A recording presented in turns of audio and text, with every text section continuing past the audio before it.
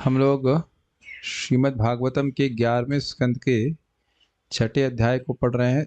यदुवंश का प्रभास गमन, श्लोक क्रमांक 12। और देवताओं की प्रार्थना को सुन रहे हैं। देवता लोग भगवान के पास द्वारका में आए हैं, उनका गुणगान कर रहे हैं, फिर प्रार्थना करेंगे कि अब आपके वापस धाम जाने का समय हो गया है। तो उसी में हम सुन रहे हैं श्लोक क्रमांक 12। कल आपने सुना था कि भगवान की श्लोक देख लेते हैं। यश्चिन्त्यते प्रयतपाणिभिरध्वराग्नौ त्रय्या निरुक्त विधिनेश हविर्गृहीत्वा अध्यात्मयोग उत योगिभिरात्म मायां जिज्ञासुभिः परम भागवतैः परिष्टः। 3 प्रकार के लोग देखे। जो कर्मकांड में रुचि रखते हैं वे भगवान का स्मरण करते हैं, जो योग सिद्धि प्राप्त करना चाहते हैं वो भगवान का स्मरण करते हैं, और जो परम भागवत हैं वो माया के परे जाकर के भगवान का दर्शन साक्षात प्राप्त करने के लिए भगवान के चरणों का ध्यान करते हैं। ये बात सुनी आपने। अब आगे श्लोक देखते हैं, मेरे पीछे बोलिएगा। पर्युष्टया तव विभो वनमालयेयम्, पर्युष्टया तव विभो वनमालयेयम्, संस्पार्धिनी भगवती प्रतिपत्निवत्श्रीः, संस्पर्धिनी भगवती प्रतिपत्निवत्श्री।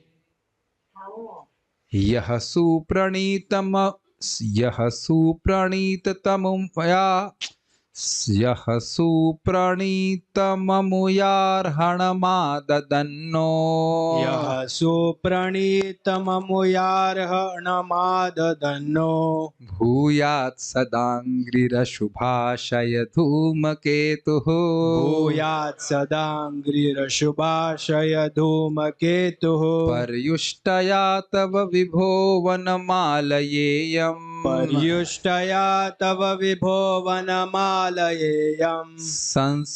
संस्पार्धिनी भगवती प्रतिपत्निवत्श्रीः, संस्पार्धिनी भगवती प्रतिपत्निवत्श्री। यः सुप्रणीतममुयार्हणमाददन्नो, यः सुप्रणीतममुयार्हणमाददन्नो, यः सुप्रणीतममुयार्हणमाददन्नो, यः सुप्रणीतममुयार्हणमाददन्नो, भूयात् सदाङ्घ्रि अशुभाशय धूमकेतुः, भूयात् सदाङ्घ्रिरशुभाशय धूमकेतुः, भूयात् सदाङ्घ्रिरशुभाशय धूमकेतुः, भूयात् सदाङ्घ्रिरशुभाशय धूमकेतुः। पर्युष्टया तव विभो वनमालयेयम्, पर्युष्टया तव विभो वनमालयेयम्,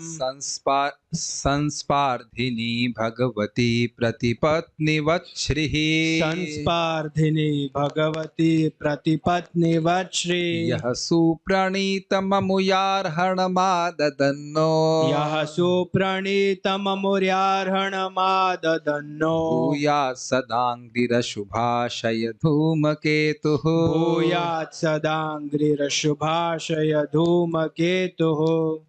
तो यहाँ पे देवता लोग भगवान से विनोद कर रहे हैं, कह रहे हैं कि हम आपको माला पहनाएंगे, हमारी माला तो मुरझा रही है और आपके वक्षस्थल पे लक्ष्मी जी निवास करती हैं। तो जहाँ लक्ष्मी निवास कर रही हैं वहाँ पे एक और माला स्त्रीलिंग में, एक और माला चढ़ा दी जाए तो दूसरी स्त्री आ गई ना, इसलिए कह रहे हैं प्रति पत्नी। तो लक्ष्मी जी यद्यपि आपके वक्षस्थल पे हैं फिर भी वह संस्पर्धा नहीं करेंगे हमारी अर्पित माला से, यद्यपि माला मुरझाई हुई है। ऐसा मजाक कर रहे हैं भगवान से। हे सर्वशक्तिमान, आप अपने सेवकों के प्रति इतने दयालु हैं कि आपने उस मुरझाई हुई बासी फूल माला को स्वीकार कर लिया है जिसे हमने आपके वक्षस्थल पर चढ़ाया था। चूंकि लक्ष्य ये याद आ रहा है कि स्वर्ग के फूलों की हार से भगवान को ढक दिया था, याद रखिएगा, और स्वर्ग के फूल मुरझाते नहीं हैं। लेकिन विनोद में ऐसा वो बोल रहे हैं, भगवान को देवता लोग क्या मुरझाए हुए फूलों की माला अर्पित करेंगे? यहाँ तो मतलब इंसान लोग भी ऐसा नहीं करते हैं, प्रॉपर डिवोटी है तो नहीं करेंगे ऐसा। ये विनोद ने बोला, क्योंकि लक्ष्मी देवी आपके दिव्य वक्षस्थल पर वास करती हैं, इसलिए निसंदेह वे हमारी भेंटों को ईर्ष्या करेंगी हाँ, ईर्ष्या नहीं करेंगी तो मजाक नहीं बनता, ईर्ष्या करेंगी। इसलिए निसंदेह वे हमारी भेंटों को उसी स्थान पर अर्पित करते देखकर उसी तरह ईर्ष्या करेंगी। ईर्ष्या करेंगी तो विनोद होगा, ईर्ष्या करेंगी जिस तरह एक सौत करती है। मैं थोड़ा गलत बोल गया, ईर्ष्या नहीं करेंगी तो विनोद नहीं होगा, जरूर लक्ष्मी जी से ईर्ष्या करेगी। कुछ नहीं समझ आ रहा को विनोद। फिर भी आप इतने दयालु हैं कि आप अपनी नित्य संगनी लक्ष्मी देवी की परवाह न करते हुए हमारे भेंट को सर्वोत्तम पूजा मानकर ग्रहण करते हैं। हे दयाल प्रभु, आपके चरण कमल हमारे हृदयों की अशुभ कामनाओं को भस्म करने के लिए प्रज्वलित अग्नि का कार्य करें। फिर वही बात आ रही है, भगवान के चरण कमल हृदय को शुद्ध करने वाले। तात्पर्य भगवद गीता में कहा गया है, पत्रम पुष्पम फलम तोयम यो में भक्त्या प्रयच्छति तदहम भक्ति उपहृतम अश्नामि प्रयतात्मनः। भगवान कृष्ण अपने प्रिय भक्त द्वारा चढ़ाई गई तुच्छ से तुच्छ भेंट को कृतज्ञता से तथा प्रसन्नता पूर्वक स्वीकार करते हैं। भगवान कृष्ण अपने शुद्ध भक्तों के प्रेम द्वारा उसी तरह से जीते जाते हैं जिस तरह अपनी प्रिय संतान द्वारा दी गई तुच्छ से तुच्छ भेंट से पिता जीत लिया जाता है।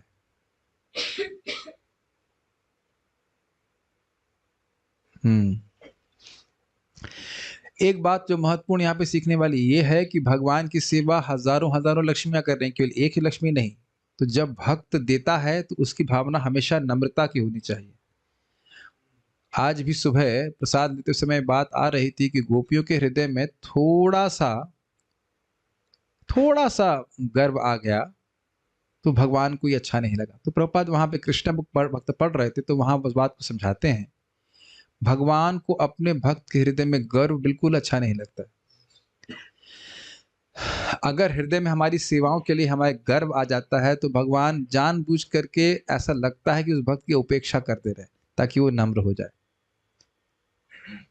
नम्रता ये भगवत प्रेम का, भगवत प्रेम ही नम्रता है, नम्रता भगवत प्रेम है। तो यहाँ पे जो श्लोक भक्तों ने कोट किया है बड़ा अच्छा है, पत्रम पुष्पम फलम तोयम। पत्र पुष्प फल और जल जो अगर भक्ति से दिया जाए तो भक्ति करता आप समझ रहे हैं, भक्तिया मतलब नम्रता से कि भगवान मेरे पास क्या है, जो कुछ भी है आपने दिया है, आपकी प्रसन्नता के लिए आपके सामने लेके आया हूं, आप इस प्रकार से प्रसन्न इसे स्वीकार करें। क्या यही देवताओं का भाव आप देख रहे हैं? क्या देवता लोग बासी फूल की माला दिए थे? स्वर्ग से लेके आए थे और प्रचुर मात्रा में लेके आए थे। आप देख लीजिए, थोड़ा आशय समझ रहे हैं। मान लीजिए, कभी मान के लीजिए होता ही है, कभी कभी हम लोग किसी मंदिर में जा रहे होते हैं, सोचते हैं मंदिर के बाहर जो फूल की माला होगी वहीं खरीद के दे देंगे। लेकिन अगर आप अपने घर से माला बना के ला रहे हैं तो कोई विशेष प्रेम नहीं हो जाएगा? वो बताइए, अंतर हो गया कि नहीं? हम लोग ध्यान नहीं देते इस बात को। वो स्वर्ग के देवता कहते हैं कि चलो यहीं पृथ्वी पर जा रहे हैं, वहीं द्वारका से कुछ फूल तोड़ करके हम अर्पित कर देंगे, हाँ, या कुछ खरीद लेंगे, बनी बनाई माला खरीद लेंगे, हाँ ये भी हो सकता है। ये विचार नहीं किया हम, लेकिन कितने प्रेम से स्वर्ग की सुंदर सुंदर फूल की मालाओं को गुंथ करके या जैसे व्यवस्था बना करके ले करके आए। एक विशेष प्रेम है कि नहीं? प्रभुपाद जी कहा करते थे कि कोई व्यक्ति अपने ही बागान से, अपने ही द्वारा उगाए गए पेड़ से जो फूल है चुन करके माला बना के देता है कृष्ण को, तो ये विशेष प्रेम है। किसी को भी देता है तो विशेष प्रेम है, और भगवान को देता तो विशेष प्रेम है ही। तो आप ये देख रहे हैं भक्त्या प्रयच्छति का अर्थ क्या हुआ? ये हमेशा ध्यान रखिएगा, चाहे आप अपना नाम संकीर्तन अर्पित कर रहे हैं, चाहे भगवान को श्रवण अर्पित कर रहे हैं, किसी भी सेवा में भक्त्या अर्थात नम्रता बहुत महत्वपूर्ण है। जिस प्रकार से देता है, तदहम भक्ति उपहृतम अश्नामि प्रयतात्मना। इस प्रकार से भक्ति भावना से उपहार जो वस्तु अर्पित की जाती उसको मैं खाता हूं। पत्र को भी खाते हैं, पत्ते को भी खाते हैं। और वहां प्रभुपाद जी कहते हैं विशेष रूप से तुलसी का पत्र, तुलसी का पत्र कृष्ण को बहुत प्रिय है। ऐसा तो साग भी इसमें आ जाएगा, लेकिन तुलसी बहुत प्रिय, तो तुलसी भगवान को अर्पित करना चाहिए। पुष्पम, पुष्प को भी खाते हैं, देखिए, अब ऐसा नहीं कि पुष्प को सूंघते हैं, जिघ्नामि नहीं लिखा हुआ है, अश्नामि लिखा है। अश्नामि चारों से लगेगा। पत्रम अश्नामि, पुष्पम अश्नामि, फलम अश्नामि, तोयम अश्नामि। तोयम मतलब जल। अश्नामि का अर्थ है ना सिर्फ केवल खाते हैं, बल्कि आस्वादन करते हैं। आप हर बार कुछ खाते हो तो क्या उसका आस्वादन भी करते हैं? जैसे आप कुछ भी कहिए, एकादशी की कूटुक बीज की खिचड़ी कोई बहुत आस्वादनीय वस्तु नहीं है। I don't want to criticise, but लेकिन क्या कर सकते हैं भाई, अन्न नहीं खा सकते हैं तो कुछ तो खाना है। और साबु साबु समा राइस की खिचड़ी भी बहुत विशेष अच्छी बनती नहीं, उसमें मिलावट होती है। तो कूटू बीज खिचड़ी बची अब, जिसमें मिलावट नहीं है, तो कोई बहुत उत्साहित तो नहीं होते हैं हम लोग लेने के लिए। भूख लग रही है तो खा लेते हैं। तो कोई निंदा नहीं है, जो सच बात है तो सच। हम भी खुद ही चार्ज ही हैं, उसका निंदा क्या करेंगे? उसके क्या कर सकते हैं, और कुछ है ही नहीं। क्यों भाई, समझ में आ रही बात? हर चीज खाते हैं, जरूरी नहीं इसको आस्वादन करते हैं, लेकिन कृष्ण इतने अभिभूत हो जाते हैं, देखो मेरा भक्त मेरे लिए कुछ लेके आया है। और कैसा भक्त? प्रयतात्मना। इसका बहुत सुंदर अर्थ दिया गया। प्रयतात्मना का अर्थ है बहुत साफ सफाई से बनाता है, जानता है कि कृष्ण को गंदी जगह बनी हुई वस्तु पसंद नहीं आती। ये नहीं कि स्नान भी नहीं किया, ऐसे गच मच उठा। और बहुत जगह आजकल बुरा मत मानेंगे, बहुत सारे हमने सुना है माता जी लोग ऐसे उठेंगे बिना स्नान के ही रसोई में चले जाते हैं। मैं नहीं कह रहा हूँ कि आप लोग जाते हैं, मैं बोल रहा हूँ कुछ लोग ऐसा करते हैं। आप तो जाते ही नहीं। ठीक है, मैं बोल रहा हूँ कि ये आवश्यक है कि व्यक्ति समझे कि मैं भगवान के लिए कुछ करने जा रहा हूँ। तो ये पार्ट ऑफ द प्रोसेस है, साफ सुथरा रहना, अच्छे से बनाना, और उसको चखना नहीं, ये सब बातें होती हैं। तो इस प्रकार से कृष्ण को देना है, कृष्ण को देना है, इस प्रकार से भावना से व्यक्ति देता है तो भगवान स्वीकार करते हैं। इट्स नॉट सिंपली रिचुअल की रखो थाली बजाओ ताली। ये हमने सुना है भक्तों से। हमने सुना है एक भक्त बोले, भोग लगाने में क्या दिक्कत है, रखो ताली बजाओ ताली, हो गया। 3 बार ताली बजाई, हटा दी। सुना आपने ये कविता सुनी? रखो रखो थाली हटाओ, नहीं, बजाओ ताली हटाओ थाली। हाँ, ये था। एक 3 बार बजा दीजिए, होता ना, जब प्रसाद भोग लग गया तो 3 बार ताली बजाया, तो बस थाली रखी, उसके बाद ताली बजाई, हो गया, खाना देख लिया, नेक्स्ट। जैसे फैक्ट्री में होता है ना, एक के बाद एक बैच के बैच निकल रहा है। तो ये नहीं, हमारे पास तो समय नहीं। सबसे ज्यादा अच्छा है व्यक्ति अपने हाथ से भगवान को भोग बना करके अर्पित करे, ग्रहण करे। सबसे अच्छी बात है। हम लोग के पास इतना समय नहीं रहता। ये अपनी कहते हैं आलसीपन को छुपाने के लिए बोल रहा हूँ मैं। ऐसा नहीं कि समय होता तो मैं बनाने लग जाता, लेकिन हाँ, मेरे मन में वो आ ही रहा था राघव पंडित प्रभु के बारे में, लेकिन अब इतना समय नहीं। लेकिन बहुत कितने वो मनोयोग से भगवान के लिए लाते, उसका ही सुन लेते कि नारियल बहुत अच्छा है, तो पैदल पैदल कई किलोमीटर जाते, नारियल सुंदर सुंदर नारियल लेके आते भगवान को देने के लिए। जी हाँ, 20 किलोमीटर पैदल जाते, सुंदर सुंदर नारियल लेके आते, बड़े अच्छे और भगवान को अर्पित करते। और नरसिंह पुराण में लिखा है कि जब पत्र पुष्प इत्यादि देने से ही जो सर्वथा उपलब्ध है, जैसे कि आप देखिए बिल्कुल बाहर ही उपलब्ध है और भक्त लोग आप फूल लेकर के आए, उसको प्रदान करने से मुक्ति प्रदान करने वाले, समझ रहे हैं, पत्र पुष्प इत्यादि जो बड़े आसानी से उपलब्ध हैं, उसको अर्पित करने से मुकुंद जो मुक्ति देने वाले हैं, ये मुक्ति को भी कुत्सित करने वाले हैं, वह प्रसन्न हो जाते हैं। तो तपस्या मुक्ति के लिए और प्रयास करने की क्या जरूरत है? जो मुक्ति देने वाला है वह पत्र पुष्प देने से सुखी हो जाता है, खुश हो जाता है। तो मुक्ति के लिए अलग क्यों मरने की जरूरत है? समझ नहीं पा रहे हैं?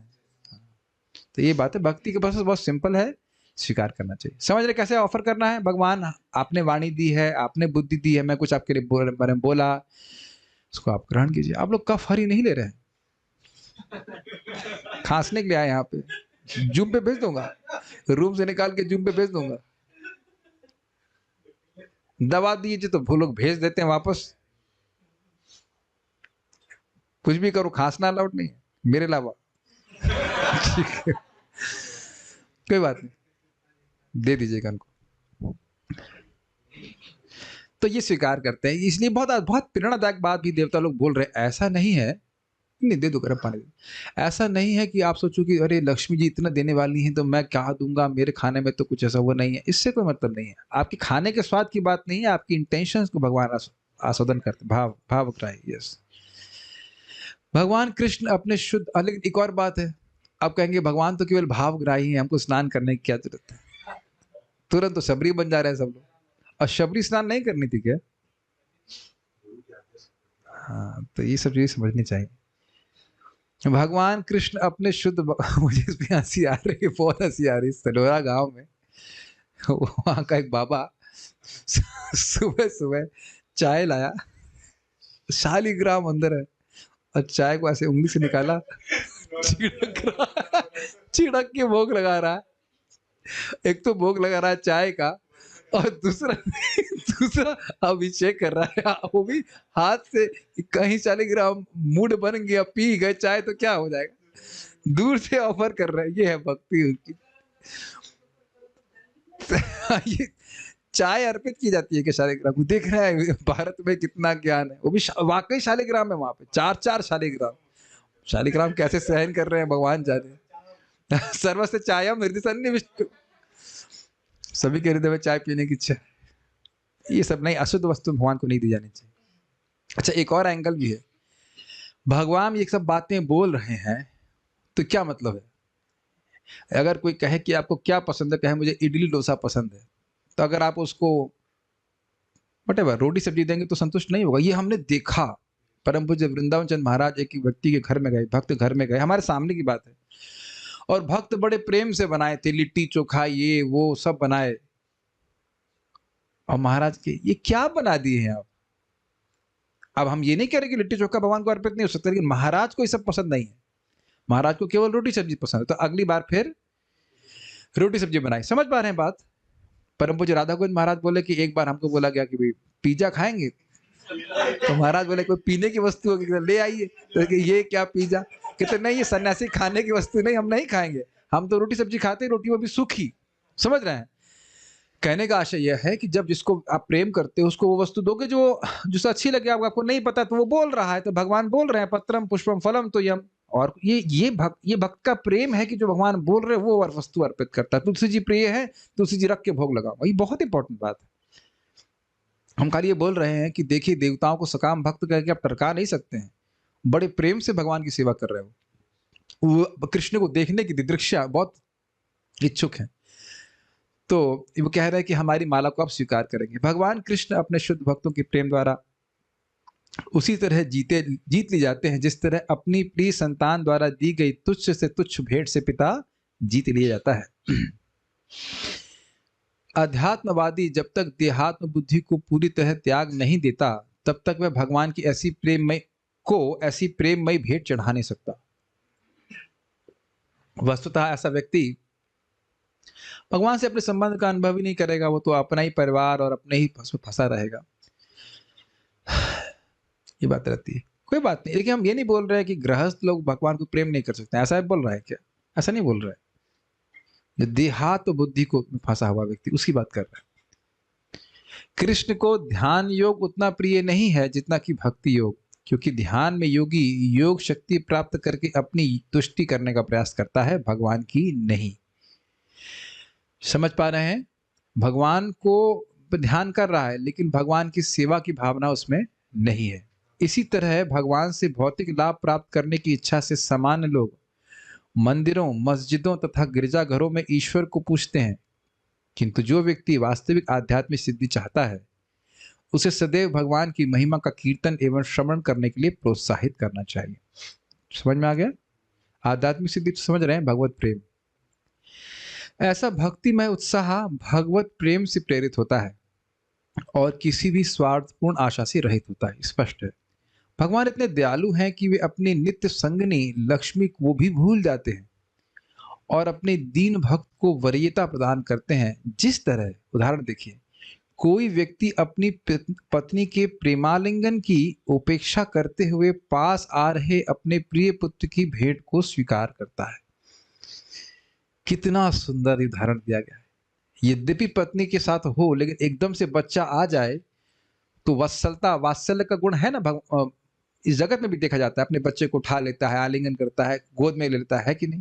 मान लो बच्चा लॉलीपॉप लेके आ रहा है, पापा पापा पापा लॉलीपॉप, तो अब देखेंगे तुरंत वो पति से पिता बन जाते हैं। Does that make sense? ये बात बोल रहा है। तो आप कहेंगे इतने बड़े बड़े देवता को भगवान, वो भी भगवान के सामने पुत्र के समान है। हाँ, इसी पे बात याद आ रही है। चैतन्य महाप्रभु, सनातन गोस्वामी, हरदास ठाकुर जी को कहते हैं कि आप लोग मेरे बच्चे के समान हैं। मुझे कोई कुछ भी कहे, मुझे कोई, मैं तो उसको महत्व नहीं देता, लेकिन आप दोनों मेरे बालक के समान हैं। हरिदास ठाकुर और सनातन गोस्वामी को बोलते हैं। सनातन गोस्वामी जी सोच रहे थे कि मेरे शरीर में फोड़े हैं, महाप्रभु आकर आलिंगन करते हैं, मेरा पस शरीर का उनको लग जाता है, कितनी खराब बात है। तो वहां महाप्रभु कहते हैं आप दोनों मेरे बच्चे के समान हैं, और बच्चे का मलमूत्र भी लगा रहता है तो माँ उसको उठाने में या स्पर्श करने में कोई घिन का अनुभव नहीं करती। इस प्रकार से महाप्रभु समझा रहे थे, मुझे बड़ा टचिंग लगी थी वो बात। तो इसी प्रकार से यद्यपि बड़े बड़े देवता हैं, लेकिन भगवान उनको अपने बेटे के समान ही, छोटे बेटे के समान ही मान रहे हैं, इसलिए उनकी अर्पित की हुई माला को स्वीकार करेंगे। अगर आपको याद हो, सबको पता भी है ये बात, लेकिन प्रसंग में बहुत स्पष्ट है कि सुदामा ब्राह्मण ने जो क्या तो चावल थे, क्या थे वो, फ्लैट मूढ़ी जब चीड़ा मूढ़ी दी थी, तो भगवान कह रहे हैं ऐसा प्रसाद तो मैंने कभी द्वारका में नहीं खाया। ऐसे रुक्मिणी माता को खाना बनाना नहीं आता, अब वो क्या खाना बनाती होंगी उसकी तो कल्पना भी आप नहीं कर सकते। लेकिन देखिए वो सुदामा गठरी नहीं खोल रहे थे। गठरी क्यों नहीं खोल रहे थे?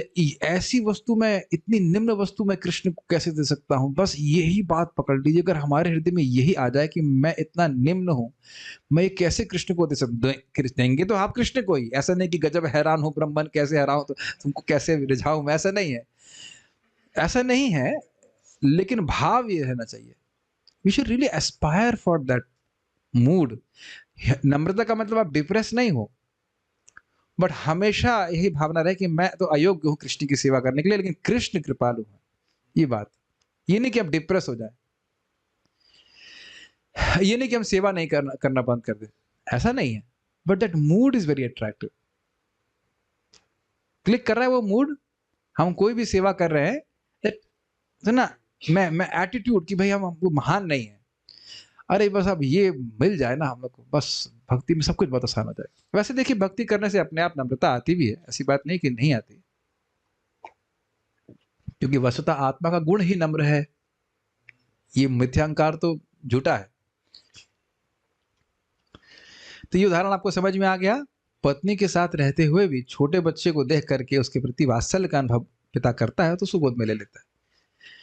श्रील जीव गोस्वामी इंगित करते हैं कि भगवान द्वारा पहनी हुई माला कभी मुरझा नहीं सकती, ठीक है, क्योंकि भगवान की सारी साज सामग्री नित्य तथा ऐश्वर्यमयी है। इसी तरह लक्ष्मी जी में भौतिक ईर्षा भाव के उदय होने की कोई संभावना नहीं रहती, क्योंकि वह भी भगवान कृष्ण की ही तरह दिव्य हैं। इसलिए देवताओं के वचनों को प्रगाढ़ भगवत प्रेम से प्रेरित विनोद मानना चाहिए। ये विनोद भगवान से कर रहे हैं कि जरूर लक्ष्मी जी हमसे इस माला हमसे ईर्षा करेंगी, क्योंकि माला हमने अर्पित करी और वही स्थान पे कही जहाँ लक्ष्मी जी रहती हैं। देवताओं को लक्ष्मी का और इस तरह भगवान कृष्ण का संरक्षण प्राप्त रहता है। समझ में आ गया? देवता हमेशा ही ऐश्वर्यशाली रहते हैं क्योंकि भगवान के शरणागत हैं, इसलिए लक्ष्मी जी की कृपा दृष्टि हमेशा उन पर रहती है। तो इसलिए लक्ष्मी जी का देवताओं से ईर्षा करने का कोई प्रश्न ही नहीं होता। और भगवान तथा उनकी संगनी के प्रति अपने प्रेम संबंध पर अटूट विश्वास होने से ही वे इस तरह का विनोद कर रहे हैं। इतनी बड़ी बात कह दाना, वो भी द्वारका में, वो भी भगवान कृष्ण के सामने, और वहाँ वो भी मतलब रुक्मिणी यानी लक्ष्मी जी के बारे में ये कहना, तो ये विनोद ही है। और सब पब्लिक में बोल रहे हैं, शिव जी हैं, ब्रह्मा जी हैं, सभी लोग इस प्रकार से बोल रहे हैं। तो भगवान इस विनोद को ठीक है, ओके मुस्कुरा करके सहन नहीं, स्वीकार कर ले रहे हैं। ठीक है, आप लोग महसूस कर रहे होंगे कि श्लोक में तात्पर्य बड़े सुंदर सुंदर लिखे गए हैं, बड़े स्वीट हैं। नेक्स्ट श्लोक देखिए। केतुस्त्रिविक्रमयुतस्त्रिपताको केतुस्त्रिविक्रमयुतस्त्रिपतत्पताको केतुस्त्रिविक्रमयुता त्रिपतत्पताको केतुस्त्रिविक्रमयुतस्त्रिपतत्पताको। ठीक से नहीं लिखने के कारण हुआ है। यस्ते भया भय करो सुरदेव चम्वोः यस्ते भया भय करो सुरदेव चम्वो स्वर्गाय साधुषु खलेष्वतराय भूमन् स्वर्गाय साधुषु खलेष्ववितराय भूमन् पादः पुनातु भगवन् भजतामघं नः पादः पुनातु भगवन् भजतामघं नः। हे सर्वशक्तिमान प्रभु, आपने अपने त्रिविक्रम अवतार में अर्थात वामन अवतार में ब्रह्मांड के कवच को तोड़ने के लिए अपना पैर ध्वज दंड की तरह उठाया। ये समझ में आया? पताका का डंडा होता है कि नहीं, तो डंडे को जैसे ऐसे ऊपर उठाते हैं ये बड़ा देखो कितना सुंदर। अच्छा, ये आप समझ सकते हो कि देवताओं ने ये दृश्य देखा है। तो कह रहे हैं देवता लोग कि जैसे डंडे को झंडे का डंडा होता है ऊपर उठाते हैं, उसी प्रकार से आपने भी अपने पांव को ऊपर उठाया। त्रिविक्रम मतलब भगवान वामन देव।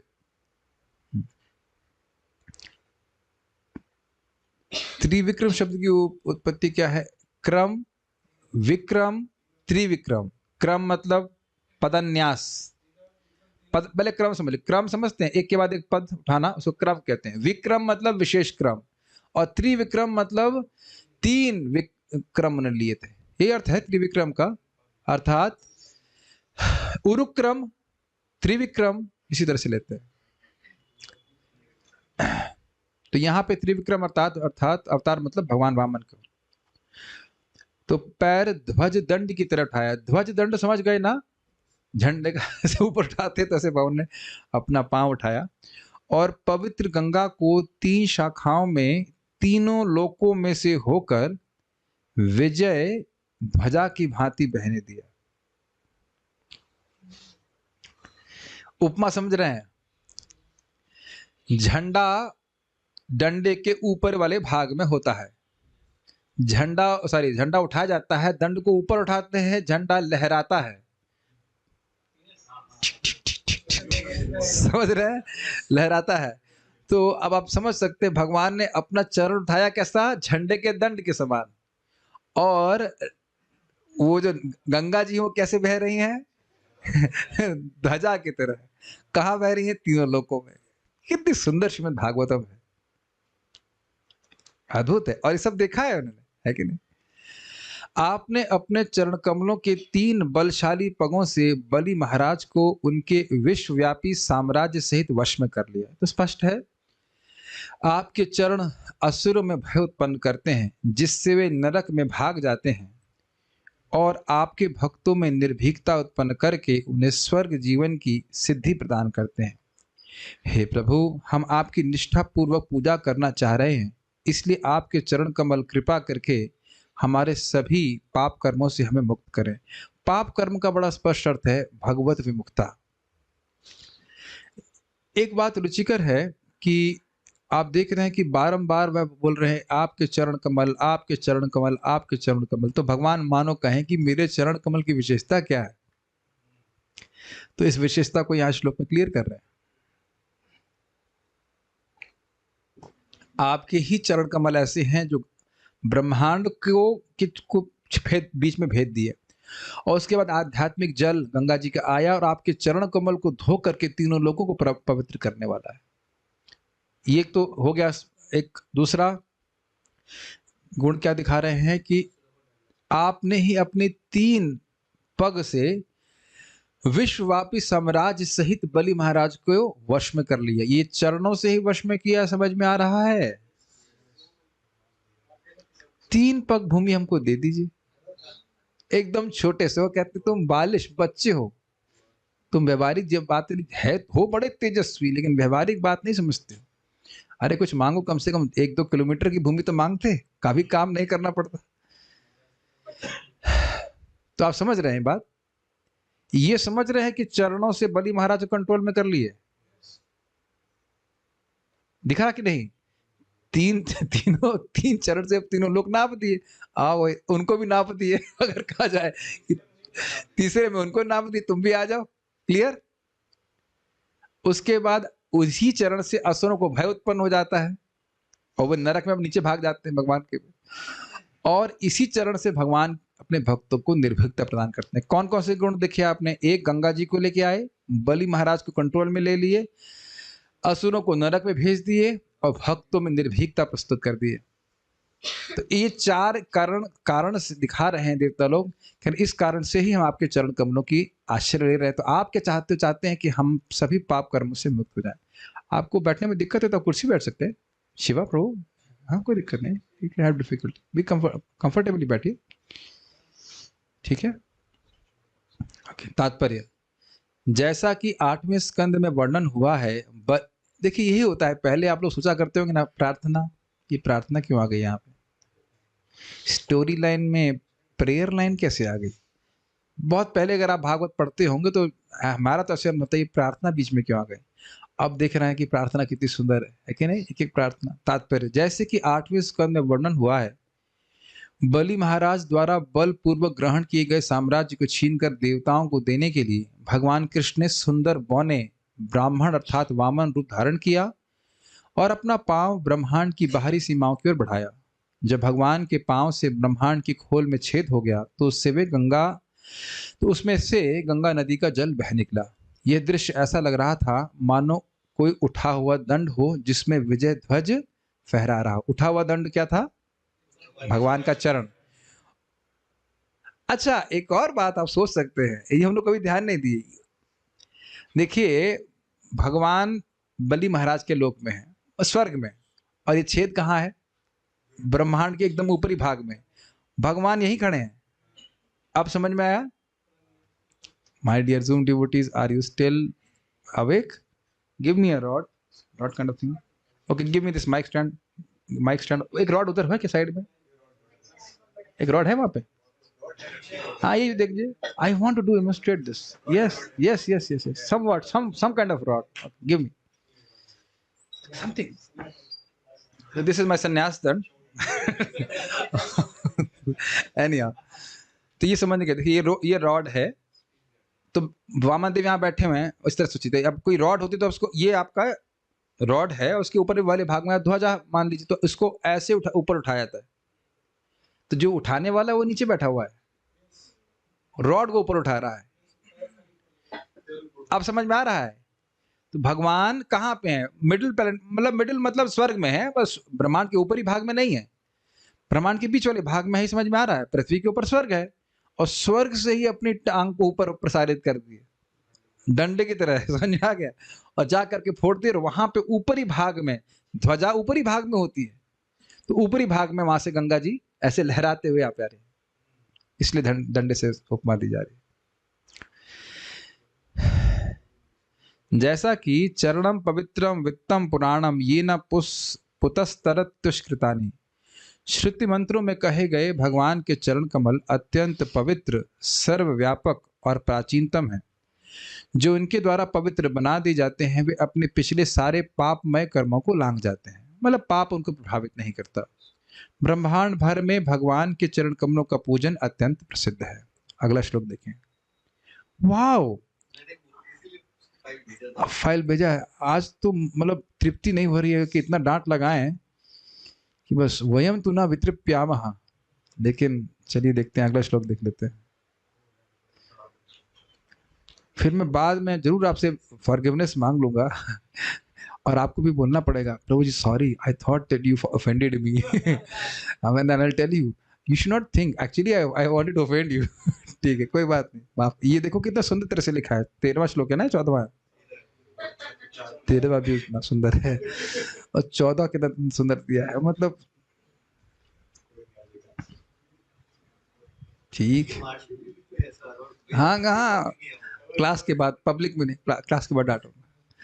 नस्योत गाव इव यस्य वशे भवन्ति, नस्योत गाव इव यस्य वशे भवन्ति, ब्रह्मादयस्तनुभृतो मिथुरद्यमानः, ब्रह्मादयस्तनुभृतो मिथुरद्यमानः, कालस्य ते प्रकृतिपुरुषयोः परस्य, कालस्य ते प्रकृतिपुरुषयोः परस्य, शम्नस्तनोतु चरणः पुरुषोत्तमस्य, शम्नस्तनोतु नस्तनोतु चरणा पुरुषोत्तमस्य नस्यादगाव इव यस्य वशे भवन्ति नस्योतगावैव यस्य वशे भवन्ति ब्रह्मादयस्तनुभृतो मिथुरद्यमानः ब्रह्मादयस्तनुभृतो मिथुरद्यमानः कालस्य ते प्रकृतिपूरशयोः परस्य कालस्य ते प्रकृतिपुरुषयोः परस्य शम्नस्तनोतु चरणः पुरुषोत्तमस्य शम्नस्तु नोतु चरणा पुरुषोत्तमस्य।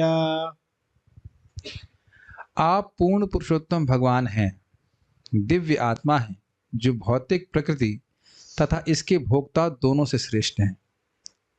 आपके चरण कमल हमें दिव्य आनंद प्रदान करें। ब्रह्मा इत्यादि सारे बड़े बड़े देवता देहधारी जीव हैं। आपके काल के वश में एक दूसरे से लड़ते झगड़ते वे सब उन बैलों जैसे हैं जिन्हें छिदे हुए उनकी नाक में पड़ी रस्सी के नथ के द्वारा खींचा जाता है। तात्पर्य, श्रीला श्रीधर स्वामी कहते हैं, ये सही है, ननु युद्धे देवासुरादयः परस्परम जयन्ति जीयन्ते च किम अहम तत्रे इति आहु नसीति।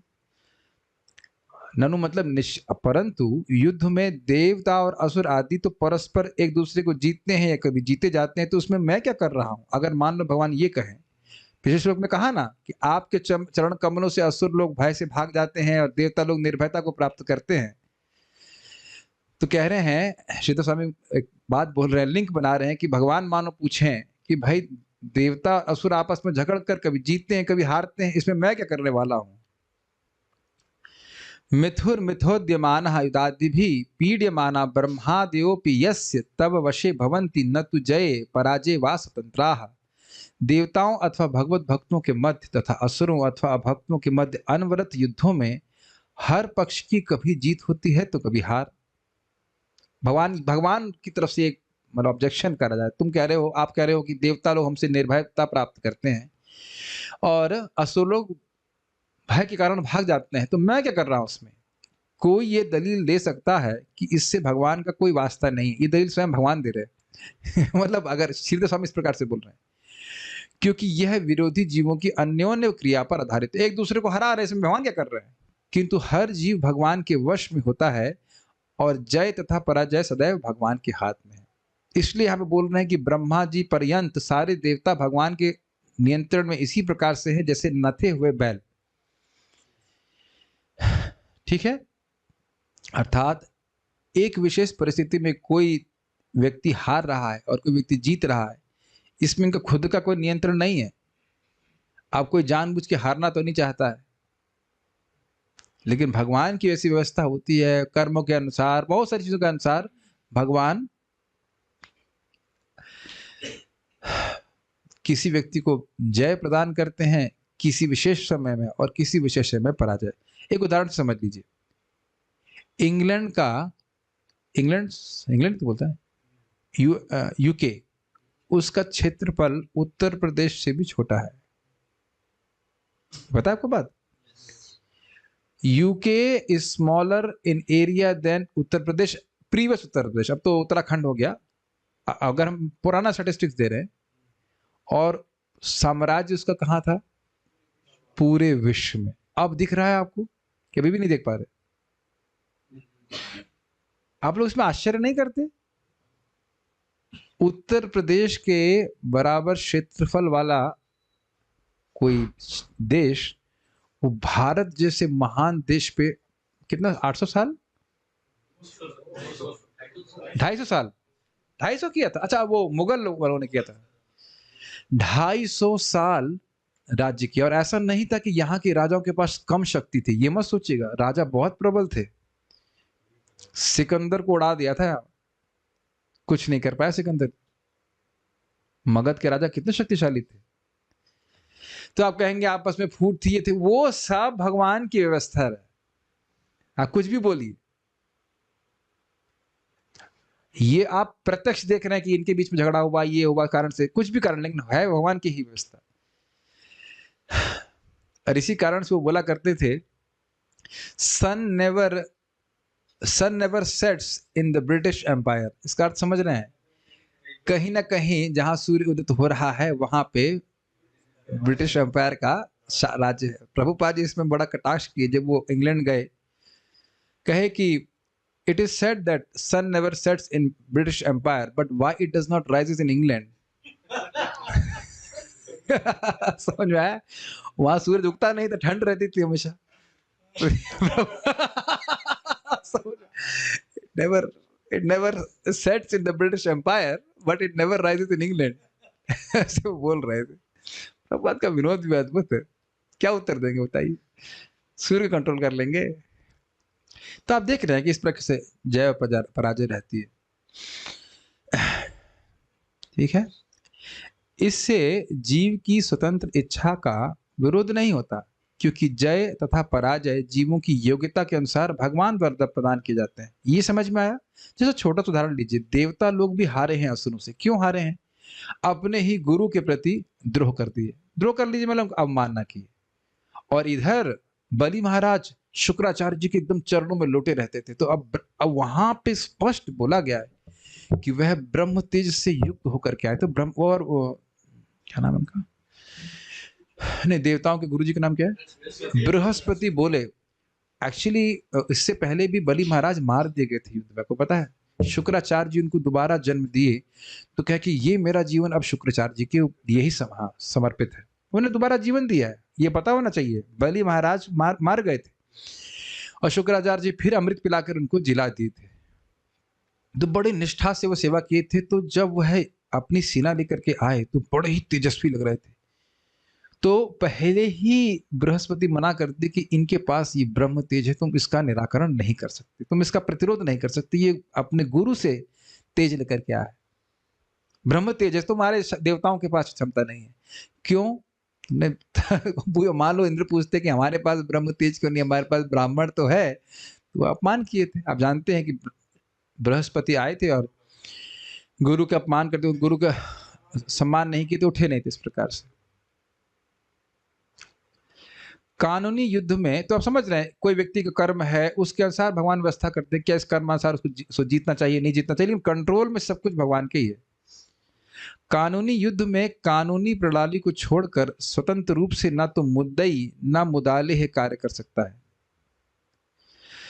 मतलब दो पार्टी आपस में झगड़ा कर रहे हैं, या ये भी मतलब कोर्ट केस चल रहा है, तो लोग स्वतंत्र नहीं है। यदि जो निर्णय कर रहे, जो व्यक्ति निर्णय करेगा वह उनके केस के हिसाब से करेगा। उनके पास शक्ति नहीं कि वो निर्णय कर देंगे। क्लियर है? दोनों लोग कंट्रोल में है कि नहीं? न्यायालय में जय तथा पराजय का निर्णय न्यायाधीश द्वारा दिया जाता है, किंतु यह न्यायाधीश निष्पक्ष भाव से कानून के अनुसार निर्णय देता है। ये समझ में आ रहा है? भगवान किसी को जय पराजय दे रहे हैं तो कर्म के नियम के अनुसार दे रहे हैं, वह कर्म के नियम में बंधे नहीं है। और इस कारण से जब आप भगवान की भक्ति करते हो तो कर्म के अनुसार आपको नहीं देते। इसी तरह ईश्वर हमें हमारे पूर्व कर्मों के फल प्रदान करते हैं। भक्ति की बात नहीं हो रही। ईश्वर को नकारने के लिए भौतिकतावादी प्रायः यह तर्क देते हैं कि प्रायः निर्दोष लोग कष्ट भोगते हैं, जबकि अपवित्र धूर्त लोग जीवन का आनंद भोगते हैं। किंतु तथ्य यह है कि ईश्वर कोई वैसे मूर्ख नहीं है जिस तरह की ऐसे तर्क प्रस्तुत करने वाले भौतिकतावादी व्यक्ति होते हैं। ईश्वर हमारे कई पूर्व जन्मों को देख सकते हैं, इसलिए वे किसी को न केवल वर्तमान कर्मों का फल भोगने देते हैं, अपितु पूर्व कर्मों के फल को भी भोगने देते हैं।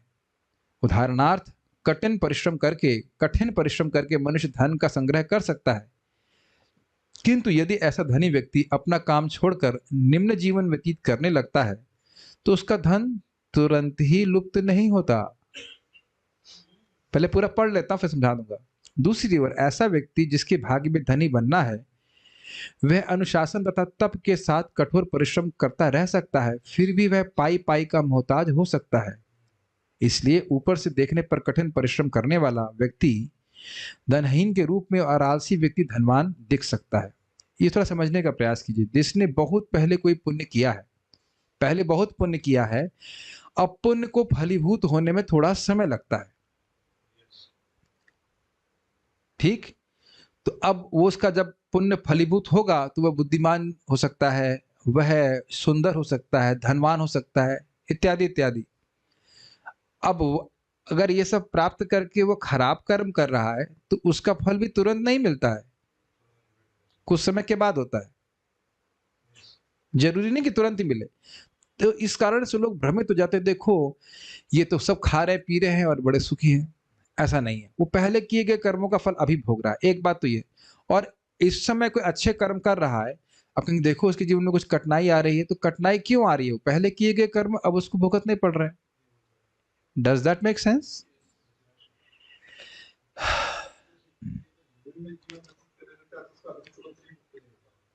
हम्म, उसका दंड, हाँ तो यही बोल रहा हूं ना, जिसने बहुत पहले पुण्य किया है अब वो उसको प्राप्त हो रहा है। तो ऐसा तो अगर मान लो वो कुछ भी नहीं कर रहा है, कोई पुण्य नहीं कर रहा है, तो अब उसको उसके पुण्य पहले के कारण वो तो भी चल रहे हैं ना। अरे मैं अब खूब जम के खा लूं आज, तो कल अगर मैं नहीं भी खाऊंगा कुछ दिन तो चल जाएगा ना। वैसे मेरे लिए नहीं चाहिए चले होता नहीं, लेकिन एक उदाहरण दिया जाता है। अब हम लोग कैसे समझाते हैं इसको, साइलो समझते हैं, साइलो। अरे आप समझ रहे हो, लेकिन सबने नहीं देखा है। चलिए मैं दिखाता हूँ उसको। ये एक बर्तन है, इसको साइलो की तरह समझिए। इसमें नीचे लगा दीजिए नल और ऊपर से सामान डालना, ये तो समझ में आ रहा है। ऊपर से पीना अलाउड नहीं है ठीक है, तो ऊपर से आप जल डाल रहे हैं, भरा हुआ है, जल नहीं लीजिएगा, मतलब कुछ मतलब वस्तु डाली हुई है। मान लीजिए आपने यहां तक इसमें गेहूं भरे हुए हैं, गेहूं का ड्रम होता है ना, गेहूं भरा हुआ है, उसके बाद अपने चावल भरे हुए हैं, उसके बाद आपने कुछ और वस्तु भरी हुई, जौ भरा है मान लीजिए, तो अब आप नीचे से खोलेंगे तो सबसे पहले जौ निकलेगा ना, पहले गेहूं निकलेगा, कुछ समझ रहे हैं, फिर चावल निकलेगा, फिर मतलब ये एक मोटा उदाहरण दिया जा रहा है। तो जो पहले किया कर्म है वो अभी फलीभूत हो रहा है। अब ये सब जरूरी नहीं है, हो सकता है भगवान की भक्ति प्राप्त हो तो सब कुछ कर्म ध्वस्त होकर भक्ति शुरू हो जाए, हो सकता है क्या हो ही जाता है। लेकिन जनरली कर्म का सिद्धांत ये है कि जो पहला किया कर्म वो अब फलीभूत हो रहा है। अब कितने कर्म है, कौन से कहाँ है, वो सब भगवान व्यवस्था करते हैं। हाँ, अनादि सिद्धम अनंतम चेत, अनादिकाल से कर्म बंधन चल रहा है और अनंत कर्म है। तो कौन सा कर्म अब कब फलीभूत होगा उस पर हमारा कंट्रोल नहीं है, काफी भयावह स्थिति है।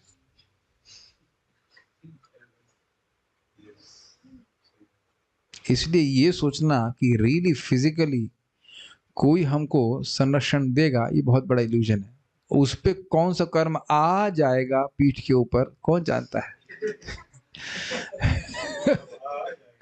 है कि नहीं? हाँ माइक पूछिएगा। ये पहले सिद्धांत आपको समझ में आ गया? आज कोई व्यक्ति, आप भक्त हो, आपके शरीर में कष्ट तुरंत चला जाएगा ऐसा नहीं है, भक्तों के जीवन में भी कष्ट देखा जाता है। भक्तों के, देखिए हम थोड़ा बात गलत तो नहीं, थोड़ा अलग डायरेक्शन में चले गए। भक्तों के जीवन में जो कष्ट है वो तो भगवान के द्वारा नियोजित होता है, तो उस तो वो तो अलग कैटेगरी हो गई। लेकिन अच्छा काम करने वाले लोग भी दुखी देखे जाते हैं कभी कभी। हाँ बोलिए, उसके साथ माइक पे साथ बोलिए। ये सब बातें क्यों बोली जा रही समझ में आ रहा है? जय पराजय जो कुछ भी है वह सब भगवान के संरक्षण में, भगवान के अध्यक्षता में। हाँ जब वो गलत कर्म करता है भोजी, तो उसके साथ साथ पुण्य भी क्षीण होता है क्या उसका? अच्छा प्रश्न कह रहे हैं, कोई गलत कर्म करता है तो क्या पुण्य क्षीण होता है? हो जाता है। ये प्रहलाद महाराज के केस में भगवान स्वयं बोल रहा है कि जो अगर कोई व्यक्ति महान व्यक्तियों का अपराध करता है तो जो भी आशीष आदि इत्यादि प्राप्त है वो सब खत्म हो जाता है। बहुत सारी चीजें होती है, ये हो जाता है, पुण्य क्षीण हो जाता है, लेकिन भक्ति का पुण्य क्षीण नहीं होता। ठीक है, ओके। कितनी सूक्ष्म बात है, यदि कोई व्यक्ति हमारी निंदा करता है तो वो हमारे सारे पापों को ले लेता है और अपने सारे पुण्य हमको दे रहा है, और हम लोग देखिए कितना गुस्सा होते हैं ऐसे व्यक्ति से, कितना वो उपकार कर रहा है। याद आ रही है मुझे बात? और कृपया ऐसा उपकार आप दूसरों पे ना करें। Does that make sense? हम थोड़ा और बोल देंगे, थोड़ा सा और बोलेंगे, बात आ ही गई इसमें तो बोल रहा हूं। परम पूज्य गौर कृष्ण महाराज कहते थे कि देखो भाई, माँ कितना भी प्रेम करे लेकिन अपने बच्चे के मल को हाथ से साफ करती, जीभ से साफ नहीं करती। लेकिन जो व्यक्ति दूसरे की निंदा कर रहा है वह अपने जीव से उसके मल को साफ कर रहा है। काफी रिलेशेबल है। Is it not? सुअर की योनि याद आ रही होगी जब मल बड़ा अच्छा लगता था। महाराज, हमारे गुरु महाराज वैसे बहुत सारे उदाहरण देते, कहते somehow I like these examples। अब बन जाता है नहीं बता, लेकिन एक साम्यता बैठाई जा रही है। क्या हम उधर नहीं जा रहे, हम खाली इतनी बात कर रहे हैं कि दूसरे के, ये बहुत बड़ा पाप है। चलिए छोड़िए, वो हम क्रिकेट की कमेंट्री नहीं बननी होती, ये कर रहा है वैसे कर रहा है। मुझे थोड़ी हंसी आ रही, आज हम दोपहर में जब कर रहे थे भक्तों के संग, 12 बजे मैं गायत्री करने लगा, हमारे ही डिवोटी एक बोले, बहुत बुद्धिमान है, प्रभु जी आप भी सो रहे थे।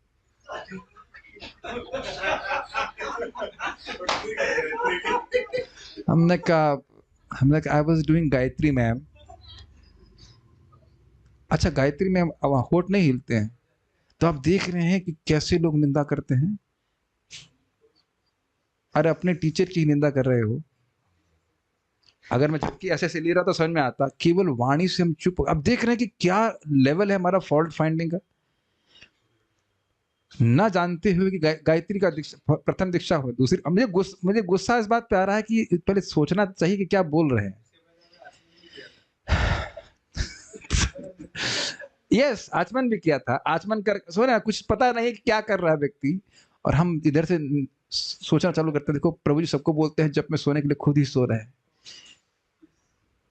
बहुत खतरा है कि सोच, ये मैं इसलिए बोल रहा हूँ, मेरे प्रति किया तो चलो कोई बात नहीं, लेकिन यही मैंने जो सोच रहा है मेरे प्रति करेंगे तो फिर अन्य लोगों के प्रति आप क्या किस तरह का बर्ताव करेंगे। Be very careful what you are thinking, what you are doing, what you are expressing. समझ रहे हैं? मैं बोल रहा था, मैं सोच रहा था इस बात को मैं क्लास में जरूर बताऊंगा। सोच के आया था कि किस प्रकार से हम लोग अपने मन से सोच लेते हैं व्यक्ति सो रहा है तो या कुछ भी और कुछ कार्य गलत कर रहा है। इसे कहते हैं attributional faults, attributional fault finding. Fault है ही नहीं, सोच सोच करके इसमें लगा रहे हैं। ठीक है, ये हम सब लोग करते हैं, ऐसा नहीं कि उन्होंने किया, हम सब लोग करते हैं। बिना कुछ सोचे समझे व्यक्ति पे आरोप कर देते हैं, ये ऐसा कर रहा है वैसा कर रहा है। थोड़ा विचार कर लेना चाहिए। इस सब का बड़ा प्रभाव पड़ता है भाई।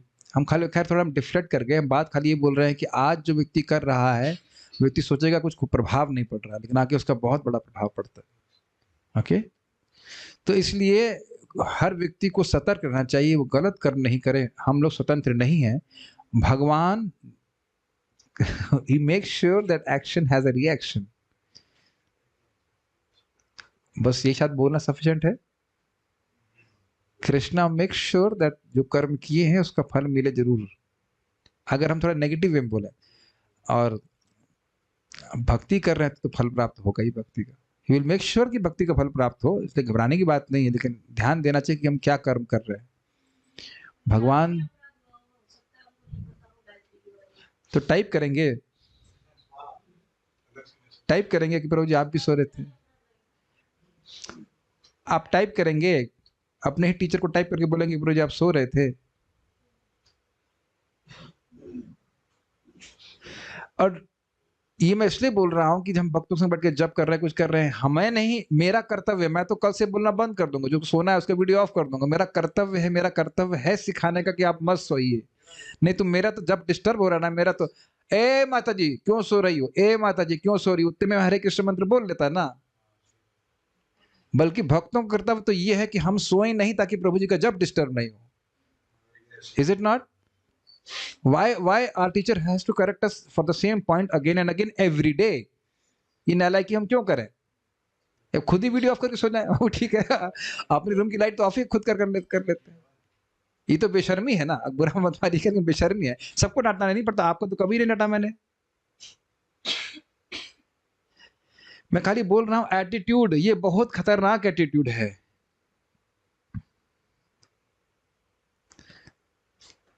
इसका बड़ा घाटा उठाया है लोगों ने, इसलिए मैं बोल रहा हूं। मैं, आप देख रहे हैं परम पूज्य वृंदावन महाराज कितनी बार बोलते हैं, हर कथा के बाद बोलते हैं कि त्रुटिवश कुछ बात मुख से गलत निकल जाती है, उसको सुधार करके ग्रहण करना होता है। ये नहीं कि तुरंत आप वक्ता में गलती निकालने बैठ जाए। जब आपको प्रवचन करने के लिए बोला जाएगा तब देखिए कितनी गलती निकलती है। It is possible, is it not? Fault finding से बाहर आना चाहिए, इसका बड़ा प्रभाव पड़ जाता है, बहुत प्रभाव पड़ जाता है। हम खाली इतनी बात बोलना चाहते हैं कि सब लोग भगवान के नियंत्रण में हैं। देवता लोग यहाँ इस बात को स्वीकार कर रहे हैं। आप देखिए ना, गुरु का थोड़ा सा अपमान किया और उनका पूरा राज्य चला गया। You have to be very careful. ये मैं केवल आपको ही नहीं बोल रहा हूं, मैं इसीलिए अपने गुरु महाराज से बहुत दूर रहता हूँ। पर मुझे वृंदावन चंद्र महाराज से भी बहुत दूर रहता हूँ। मेरे बहुत आदरणीय है, लेकिन मैं जरा सा पास गई तो अग्नि के पास जाना। जरा सी भी बुद्धि हो गई ना ये कि मर्त बुद्धि हो गई, बस हम बहुत नुकसान हो जाएगा। बहुत डेंजरस है। It's like going fire. अब क्योंकि देखिए मर्त स्वभाव रहता है, बुखार होगा तो क्या दवा नहीं खाएंगे? और उधर हमने देखने लगे ये मर्त बुद्धि हो गई कि भाई ये तो हमारे समान कर रहे हैं, बस हो गया, सब समाप्त हो जाएगा। B very careful in dealing with superiors, very careful. मैं केवल इसीलिए नहीं बोल रहा हूँ कि उन्होंने मेरे प्रति क्या कहा या जो कुछ कहा, लेकिन एक शिक्षा मैं सबको बता रहा हूं, ऐसे नहीं करना चाहिए। इसी तरह भौतिकतावादी मूर्ख भूत, वर्तमान तथा भविष्य का ज्ञान न होने से भगवान के पूर्ण न्याय को समझ नहीं पाता है।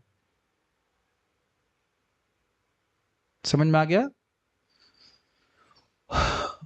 भौतिकतावादी तो सोच ही नहीं रहा है कि कोई इस जगत का कंट्रोलर है, तो इसलिए बारंबार बोलते हैं खाओ पियो मौज उड़ाओ।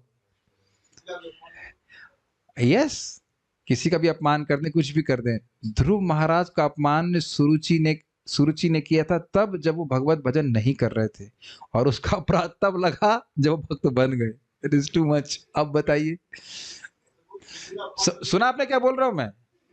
ध्रुव महाराज जब भजन नहीं कर रहे थे तब अपमान की थी, और जो भक्त बन गए थे तो ध्रुव महाराज ने अपमान को धारण भी नहीं किया था, भूल गए थे, लेकिन उसका प्रभाव पड़ा था। बहुत खतरनाक है सब चीजें। तब कहेंगे प्रभु जी फिर तो हम वैष्णव से बहुत दूर रहेंगे। नहीं, महाराज बता रहे थे कि भाई देखो, करंट खतरा है, खतरनाक चीज है कि नहीं? तो करंट का उपयोग नहीं करते क्या? लेकिन करंट का उपयोग करके बहुत सारी वस्तु हम चला लेते हैं, लेकिन इसका अर्थ ये नहीं कि अब हम लोग पानी को हाथ को पानी में भिगो करके देखिए जरा इसमें करंट है कि नहीं। फिर तो आपको बढ़िया झटका लगेगा ना। इसीलिए बारंबार श्रवण करना चाहिए, भक्तों से प्रेम करना चाहिए और सम्मान करने की भावना। हम इससे पहले आगे जाएं, बहुत सुंदर बात महाराज बोल रहे थे। Purity is the force and that force is to see the purity in others except oneself. मैं फिर से बोलूंगा, बहुत अच्छी लाइन मुझे लगी थी।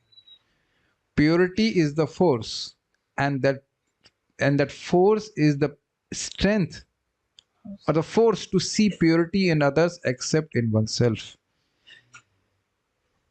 इसका अर्थ क्या है? अगर वाकई हमारा हृदय शुद्ध है तो हम अन्य सभी के हृदय को में शुद्धता देखेंगे, अपने में शुद्धता नहीं देखेंगे। सकल सम्मान कोरे ते शकति देहो नाथ जथा जथा तबे तो गाई वो हरि नाम सुखे अपराध हवे हता। ये बहुत गंभीर बात है। जब हम सभी को सम्मान देने की शक्ति की प्रार्थना की जा रही है गुरु से, भगवान से। अभी 2 दिन पहले की 3 दिन पहले की बात होगी, मैं मंगल आरती में भगवान के सामने था। For a fraction of a second very strong realisation came कि एवरीबॉडी इज कृष्ण सर्वेंट। बहुत कुछ क्षणों के लिए हृदय में अनुभूति हुई कि सब, मैं भी और हम सब लोग भगवान के दास हैं और कुछ भी नहीं। चाहे वो माता जी हो, चाहे प्रभु जी हो, चाहे नए डिवोटी हो, चाहे सीनियर हो, चाहे कुछ भी हो। That was very wonderful. मतलब कुछ सेकंड्स के लिए बस। और हमारे गुरु महाराज साहब ने बहुत सुंदर कह रहे थे, आज भी उसका स्मरण कर रहा था कि if I am thinking that I am better than anyone else, it is something seriously wrong with me. इसको कैसे डाइजेस्ट कर पाएंगे? अगर हम सोच रहे हैं हम किसी से भी श्रेष्ठ हैं तो हमारी चेतना में बहुत गड़बड़ है।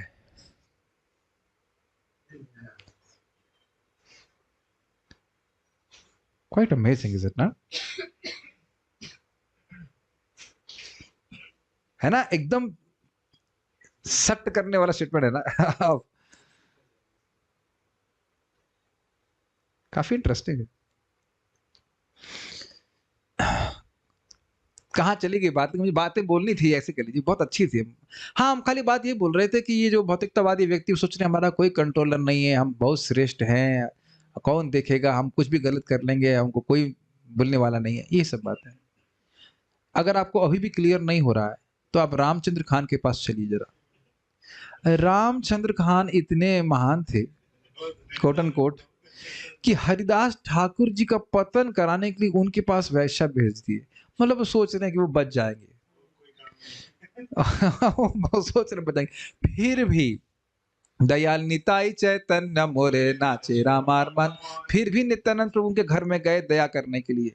अगर वह नित्यानंद प्रभु की कृपा प्राप्त कर लेता, उनकी सेवा कर देता, उनके सारे द्वादश गोपाल, सोचिए द्वादश गोपाल गोलोक के पार्षद उनके घर में आए, और फिर भी वो बोला नालायक कि खुद नहीं गया, बाहर आंगन में नित्यानंद प्रभु बैठे हैं और अपने सेवक को भेज दिया कि श्रीपाद, बड़े स्टाइल से, श्रीपाद हमारा आसन, हमारा घर छोटा है आपके लिए, आप गायों के स्थान में तबेले वहां पे रहिए अपने। तो नित्यानंद प्रभु कह कि हाँ, ये स्थान तो मेरे लिए नहीं है, यहाँ तो गाय काटने वालों का स्थान है, इत्यादि इत्यादि। और कुछ ही दिनों बाद एक मुसलमान आया और इस प्रकार से उसके घर ही में गाय काटी, वो ब्राह्मण था, घर में गाय काटी और पूरे गांव को उजाड़ दिया। तो अब देख रहे हैं कि अगर महान व्यक्ति का अपराध हो गया तो तुरंत भी फल प्राप्त हो सकता है। तो क्यों सोच रहा था, अरे मेरे कौन देखने वाला है, अगला जन्म कहां सोच रहा था, वो कुछ नहीं सोच रहा था। हरिदास ठाकुर जी के प्रति कोई ऐसा कर रहे का बताइएगा, सोचिए। इस श्लोक में कृष्ण की नियंत्रण शक्ति को बताने के लिए दिया गया उदाहरण उपयुक्त है। यद्यपि बैल अत्यंत शक्तिशाली आगे के लिए जा रहा होता है, किंतु उसे उसकी बिंधी नाक में रस्सी डालकर आसानी से वश में किया जा सकता है। उदाहरण समझ में आया? यानी कि इस जगत में कोई कितना भी बड़ा शक्तिशाली व्यक्ति हो, नाक से बिंधा होता है, बिल्कुल जैसे नाक से बिंधा हुआ बैल कहीं और जा नहीं सकता, जिस दिशा में नाक को खींचा जाएगा वहीं जाएगा। उसी प्रकार से इस जगत का सबसे महान व्यक्ति भी भगवान के नियंत्रण। जैसे मैं उदाहरण दे रहा हूं, हिटलर बहुत शक्तिशाली व्यक्ति था, लेकिन जब भगवान ने शक्ति खींच ली तो एकदम उसने आत्महत्या के लिए जेल में, कोई जानता भी नहीं था उसको। देख रहे हैं सिकंदर किससे मर गया था, वो मलेरिया से, यहां तक मैं सुना मलेरिया से मर गया था, एक मच्छर ने मार दिया। समझ गए? इसी तरह बड़े से बड़े राजनीतिज्ञ, विद्वान, देवता भी सर्वशक्तिमान भगवान द्वारा तुरंत असह्य स्थिति में डाले जा सकते हैं। इसलिए देवतागण द्वारका में अपनी व्यापक राजनीतिक तथा बौद्धिक शक्तियां प्रदर्शित करने नहीं, अपितु भगवान के चरण कमलों पर विनय पूर्वक शरण ग्रहण करने आए हैं। ये स्पष्ट समझ में आ रहा है? तो ये बात यहाँ पे हम रुकते हैं। कोई प्रश्न यहाँ पे किसी बात का है तो?